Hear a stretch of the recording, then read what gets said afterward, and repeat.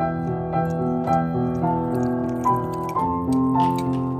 there, my name's Glenna and this is my little spot on YouTube where I talk about my knitting and things that I'm crafting called the Knotty Giraffe. The name is because I just have this thing for giraffes. I think someone counted one time and I had close to 100 giraffes in the house. And so, yeah, I love to knit. I've been knitting since I was 6 years old, and yeah, I imagine you do too, or you wouldn't be here. I'm coming to you today from Kelowna, British Columbia, where I live with my 2 dogs.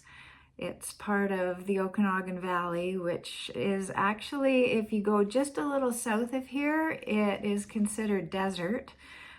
Where I am is semi-arid, and right now it is getting close to 40 degrees outside as we are caught in a heat wave at the moment. So if you hear the air conditioner kick on, I apologize, but I kind of need it. I got a few things to talk to you about today.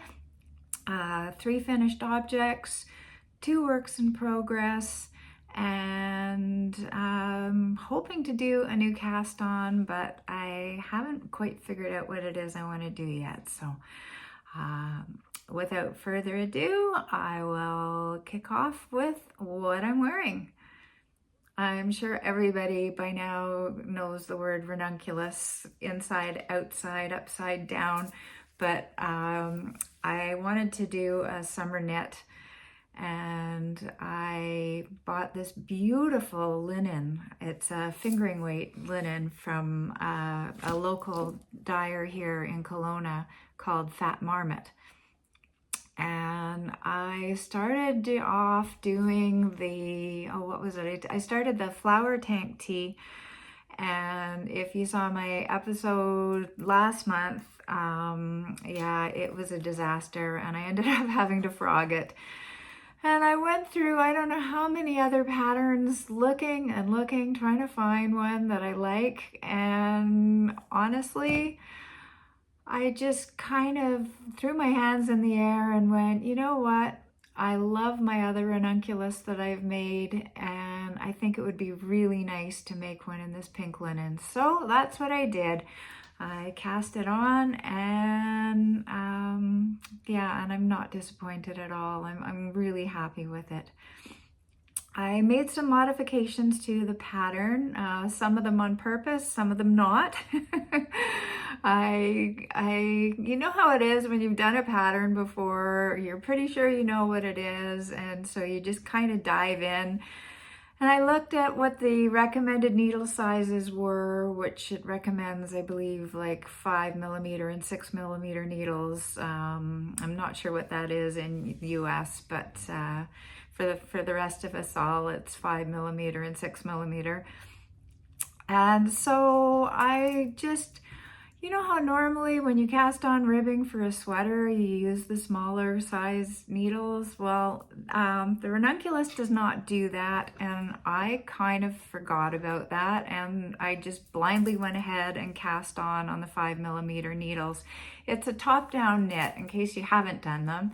And so I started off on the 5mm needles, and I had just got through this section here of the ribbing when I looked down at the pattern looking to see when I changed needle sizes, and then realized that I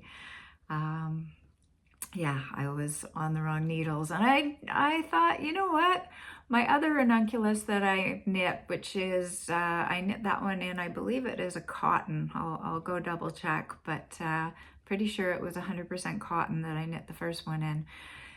And the neck was quite big on it, and because I had cast on the larger size neck, she does give you 2 different cast on options of a larger neck and a smaller neck. And I had put the larger neck on, so I thought, you know what, I'm going to leave it on the 5mm needles, but I didn't want to jump all the way into a 6mm needle for the rest of it, so I opted to do all the body work on 5.5mm needles instead, and I think it turned out quite nice because it's You know, with the 6mm needles, it makes it much more see-through. And right now, I think I could probably get away with wearing this with just like a nice bralette underneath it. At the moment, I have it over a dress, but I'm quite sure I could get away with just a nice lacy bralette underneath it, and it would be okay. Other modifications I did, I added, oh yeah, because I was on smaller needles, I decided to add, I believe it was three extra rows of stocking net that I interspersed in through the lace at the top, just to make it just a little bit longer.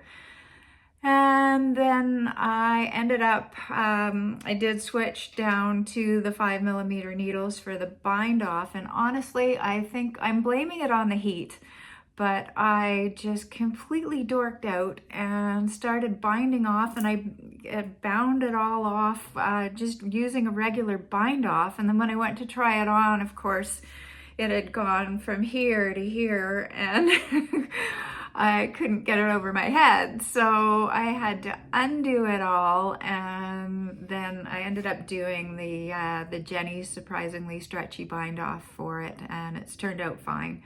And it's, as you can see, yeah, it's nice and loose. It hangs well. I'm super happy with it. It took me just a month to knit. I cast on like, I think it was June 6th, and cast off for the second time on July 7th. So yeah, I had some other work on the go, but it was just, if you haven't knit a ranunculus, they really, really are fun. It's just such a great pattern, and because it's on big needles, it does go fast if you're looking for a summer top. It's just so cute, honestly. I love mine. I keep saying one of these days I'm going to knit a winter version, because if you are not familiar with the pattern, you can use the same pattern for anything from lace weight right through to worsted weight, the way it's written. And I keep saying one of these days I'm going to do a thicker one, like maybe, I don't know, maybe a DK weight or something, a winter one, and do it with sleeves. But oh, there goes my clock. As always, I thought I had timed it. I guess I did not. Yes, my clocks are always going off. But I think the biggest problem with this was that I had to attach more yarn because I had cut it after I had cast it off. So I've got like a knot in the bottom that I have very carefully tucked in so you can't see it. But oh boy, yeah, I was like, how am I gonna do this?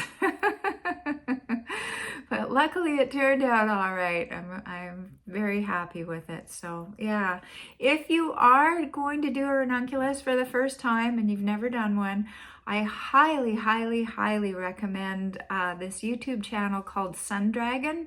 She has a tutorial for absolutely every single step of the way of the pattern. Midori Hirose, in her pattern, she links it to YouTube videos that have no sound, that just show her knitting them. But sometimes you just need to hear somebody talking about it, I think. I found the Sun Dragon ones to be excellent, and I really, really highly recommend them. So that's it for finished object number 1. Okay, finished object number 2 is a little baby cardigan. A friend of mine's daughter is expecting her first child, and it's a little girl, and so I wanted to knit something up. You know, I love knitting baby clothes. I'm a wannabe grandmother, I admit. I keep dropping hints and my children are not catching on. I know it's a personal thing and I should not hint or bother them about it, but geez, it's like everybody I know has grandkids, and my sister and brother never stop talking about theirs, and I keep hoping one of these days I'll have one of my own, but if not, that's okay. So In the meantime, I enjoy the vicarious thrill of my friends having grandchildren and knit for them whenever I hear of a grandchild on the way. So this is the, what's it called here? It's called the Kinsey baby sweater by Mariana Mel. It's like Mariana Lazy Daisy or Lazy Days or something is the name of the website I got it from. It is on Ravelry. It's a free pattern, which is always a bonus. And I knit this in a sport weight. It's, what's it called? It's Haiku Sueno is the name of the yarn. And this is the color Dusty Rose, I believe. It's got little details for the raglan sleeves, which are really cute. And I found these little daisy buttons, I thought it just went so well with it. But it's a super fun, fast, easy knit to do. Knit on 4mm needles. I knit it up very quickly. And yeah, I think she's gonna like it. I think it's yeah. It's yeah, not too much more to say about it. It's if you're looking for a fast, fun, easy baby knit, she does have a couple of different patterns. This one's really weird because it's very size inclusive for little kids, because she's got from newborn, I think, up to almost 2-year-old in the size. And yeah, but when you're reading it, you have to like go down, just keep scrolling till you get it. So if you make sure when you reopen the pattern as you're going that you've opened it to the right size, because I did the wrong size at one point and had to go back. So yeah, that is finished object number 2.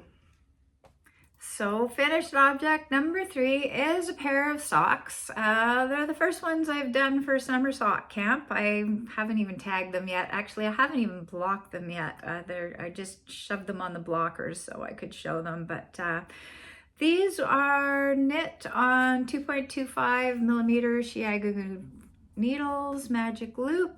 I did my usual 20 rounds for the cuff, 50 rounds for the leg, and a slip stitch heel. And it's the first time I haven't done different colored toes, heels, and cuffs, because I couldn't find a color that I really wanted to use in a contrast. The yarn I used for this is Opals. It's by Opal. It's from the Vincent van Gogh collection, and it was the color Starry Night. And I have to say, I was really disappointed with it. I love Starry Night. It's one of my favorite paintings, and I think everybody that knows it has a soft spot in their heart for it too, because it's magical. And I don't know what I was thinking, but I thought that the yarn would be more blue. I thought it would have more gold in it. I don't know, I ordered it online, and when it came, it was just a gross disappointment. And then adding to that, I think it's the toughest ball of yarn I've ever had to work with. I think I spent more time pulling knots out of the yarn ball than I did actually knitting, because every time I went to knit, it was just more and more knots. I couldn't figure out what to do, because if I pulled from the center, I got a great big clump with a knot. If I pulled from the outside, more like parts of it would all fall off and it would turn into a knot. It was just one big knot after another. Honestly, I was so happy to get these things off my needles. It was a real relief when I cast off the second sock, and it was like, finally I can say goodbye to this yarn. So yeah, that was finished object number 2. Oh wait, no. Sorry, that's finished object number 3. I think I'm just losing my mind here, and I'm blaming it on the heat. I'm blaming it on the heat. Finished object number 3. I can count to 3. I can. Okay, on to works in progress. I just have 2 things on the go at the moment, and neither of them are terribly exciting. The first is a pair of socks that I am making. I've just done the cuff, and I've just started into the leg of the sock. Actually, I suppose it would go that way, wouldn't it? Because the cuff goes on top. I bought this beautiful yarn when I was in Newfoundland. I was away for a week in Newfoundland at the beginning of, well, I guess the middle of June. I decided to fly out and meet the publisher that is publishing my debut novel. And whenever I travel, I like to stop at a yarn store and pick up some yarn as, as a treat and something to remember my journey by. And I got this beautiful, beautiful, beautiful yarn when I was up in the northern peninsula of Newfoundland at this amazing little yarn shop called Molly Made. It's just in Woody Point, Newfoundland, which is just an incredible place. It's just on the outskirts of Grousemore National Park, and where you find the Tableland Mountains and and some of the most gobsmackingly gorgeous scenery you will ever see in your life. Honestly, if you've never been to Newfoundland, you need to add it to your list, because it is absolutely stunning. You know what? I'm even going to slip in a couple of pictures right here, right now, just so you can see some of the stuff I got to see. The Tableland Mountains and some of the waterfalls I saw, and on an earlier trip when I got to hike to the top of Grousemore National Park, to the top of Grousemore Mountain, that was just incredible. And also the Western Brook Pond fjord ride is just mind-blowingly amazing when you're in this fjord with these sheer granite walls going up 800 meters on either side of you, and it's just absolutely magical. That's the only word I can find to describe Newfoundland, is magical. And my trip was topped off by seeing this moose and her baby running down the road in front of my car. So anyway, I totally digressed there. Back to yarn. Back to yarn. This was, let me get the details. Hang on. Okay, I need glasses for this part. It's Elegantly Twisted Yarns by Andrea Hissock. Here's the label. There it goes. There you are. And it's her dynamic sock yarn. It's 80% merino, 20% nylon. And the color is, what's the colorway called? Does not say. Unless dynamic sock yarn is the name of the color. I don't think so.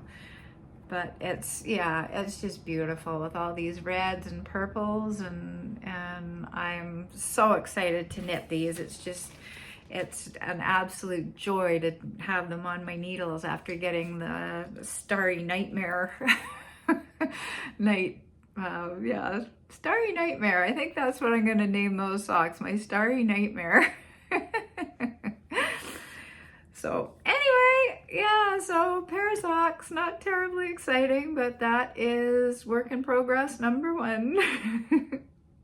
So work in progress number 2 is my fingering weight. Well, actually it's a DK weight, just using fingering weight held double. My jelly roll blanket that I've been working on. I started this about a month ago. And yeah, it's, let's see, where was I last, when I ended last, oh, there's my marker. I was right there, and I am now just adding on the Starry Night-mare yarn and hoping to finish the second strip in the next day or so. So it is a, I believe it's a paid for pattern, but honestly, I was watching the Crazy Sock Ladies channel one day, and she said that she had put her modifications on a page. And so I went and I looked at what her modifications were, which were, you know, how she joins them. So that you get this really pretty ridge down the middle, which if you don't like, then you can turn it so that you have no ridge, but I really like the ridge. I think it's quite decorative. And so once I saw how she did that, then, I mean, the rest is, it's not rocket science to figure out garter stitch. And so yeah, I just started doing it on my own. I'm knitting these on 4mm needles, and I'm just doing 21 stitches across. So I know Crazy Sock Lady said she was doing 19, and I wanted my rows to be a little wider, so I went with 21. And yeah, it's a very addictive project because the rows are so short. You see it there and you go, oh, well, I'll just do a row or two and put it down, and then you walk away, do something else, and you come back, you do a row or two, and yeah, I think it's really pretty. I'm looking forward to it. And what I love about it is just looking at it and seeing all the different socks that I've made over the years, being reminded of them in pieces in my blanket. I'm hoping that I can use it for my boulder trailer when I go camping. Not that I will need it, because right now, as I mentioned at the beginning, it is just smoking hot here in the Okanagan. We're expecting temperatures up to 40 degrees for the next 3 days, which thankfully it's a dry heat here. It's not like, being in a place like Toronto or Montreal where you get over 30 and you want to die because of the humidity. It's a dry heat. So, but still, it's just too hot to need a blanket. Okay, well, my spinning update this time around is pretty non-existent. I was away for a week, and then, I forgot to mention, I was in a nasty car accident. It really sucked, actually. I was just sitting at a red light, not doing anything, and all of a sudden, bam, and my car got totaled. So it's been trying to rely on people for lifts to the chiropractor and stuff like that, and just trying to get stuff organized. And yeah, haven't had a lot of time to spin. I finished off one skein, but I haven't even got it. It's still on the bobbin from when I applied it.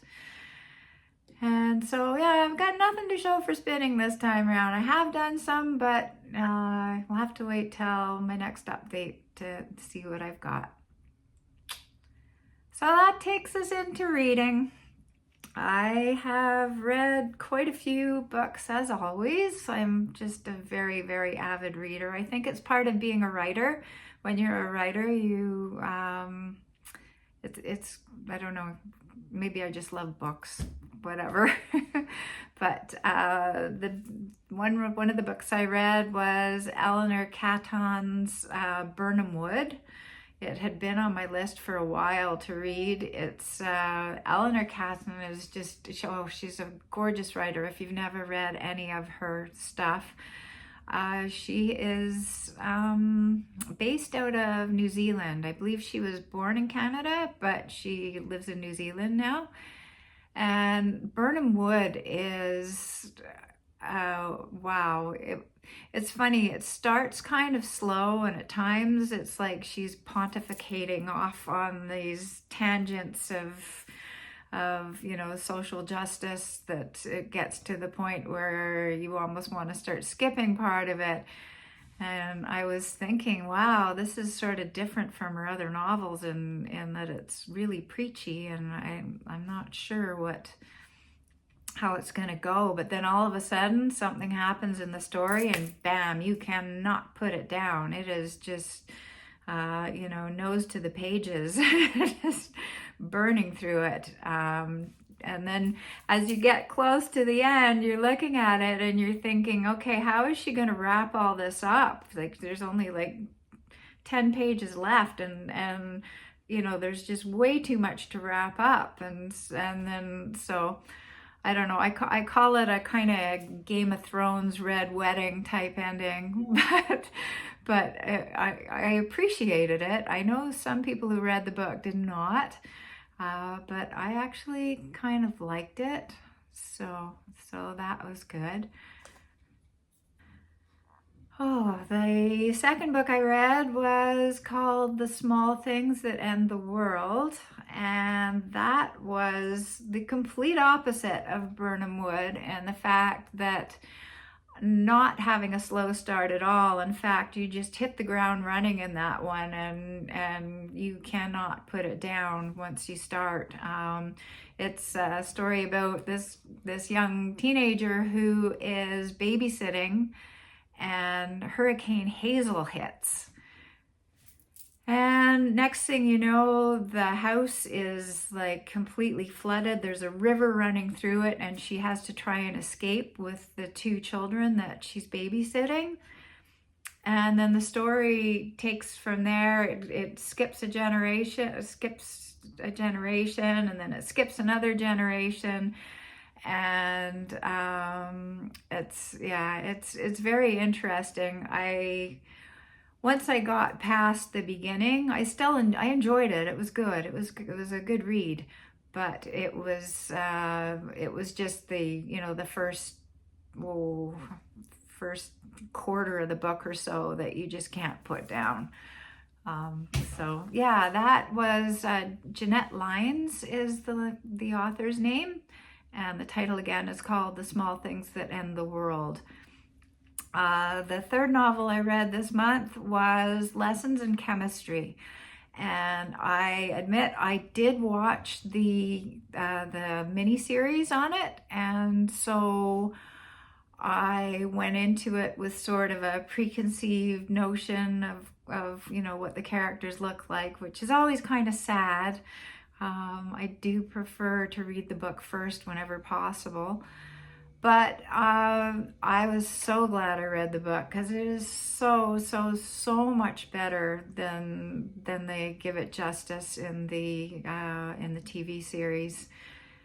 The things that they, I shake my head sometimes at why it is that when they are turning books into movies and novels, that they feel it necessary to, for a better term, completely Hollywoodize everything and turn it into this big, I don't know. I mean, if you saw the TV series, there is no beauty pageant in this one, which was just, I mean, you just know that Elizabeth would not have gone in that beauty competition, no matter what they threatened her with. Just little things like that, and the whole neighborhood being demolished because they're Black. I mean, I suppose that was a nice addition to try and make it a more inclusive story. I understand why they did that, but honestly, there is, that it was just all added for Hollywood's sake. And the book was so much better. Isn't it always, though? One of my favorite drawings I've ever seen is this one. If I can find it, I will post it right here. but it is a picture of somebody sitting beside a tree, and it shows they're sitting beside a tree and they're reading a book, and it said, "This is the book," or "This is the movie," and then another picture that says, "And this is the book." And in the book you get like the full landscape, and you can see underground, and you can see all the roots in the trees, and it's just, yeah, I hope I can find it. If I can, it's in here. So that is, oh yes, also, sorry, there was one more book I read too, was Michael Ondaatje's latest book of poems called A Year of Last Things. And honestly, I love Michael Ondaatje's writing. Everything I've ever read of his, I've adored. He is the master when it comes to the craft of writing. And if you want to treat yourself, then get a copy or borrow one from the library and just sit and savor every single word. So that is it for this month. I was late getting around to recording because normally I record at the end of the month, and this is technically June's. Although we are a week into July, so who knows when I'll get to record next. We'll see what happens with the heat wave and with my knitting, and I'll wait until I've got something worth showing. I'm not just gonna record because it's the end of the month and I must. It will be because I've got something to show and something to say. So in the meantime, happy knitting. Take care, and feel free to like or subscribe if you've made it this far.